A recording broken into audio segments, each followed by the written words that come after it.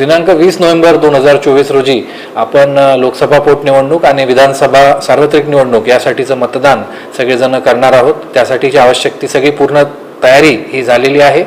आपल्या जिल्ह्यामध्ये 27 लाखांपेक्षा जास्त मतदार या दिवशी मतदान करू शकतात।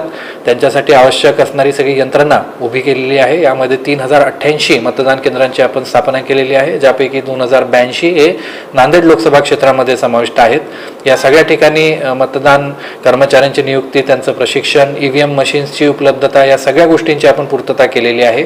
त्याचबरोबर मतदान केंद्रावरती ज्या सुविधा द्यायच्या असतात त्यासुद्धा आपण पूर्णपणे उपलब्ध केलेल्या आहेत। त्या ठिकाणी बसण्याची व्यवस्था असेल, सावलीची व्यवस्था असेल, हे सुद्धा आपण केलेली आहे। विशेष म्हणजे मतदार जे येतात त्यांना लवकरात लवकर मतदान कसं करता येईल यासाठी सुद्धा विशेष प्रशिक्षण आपण यावेळेस सगळ्या मतदान अधिकारी कर्मचारी यांना दिलेलं आहे। नांदेड लोकसभा क्षेत्रामध्ये तर एक वेगळाच अनुभव यावेळेस आपल्या मतदारांना येईल, ते म्हणजे एका शाहीमध्ये आपल्याला 2दा मतदान करता येणार आहे।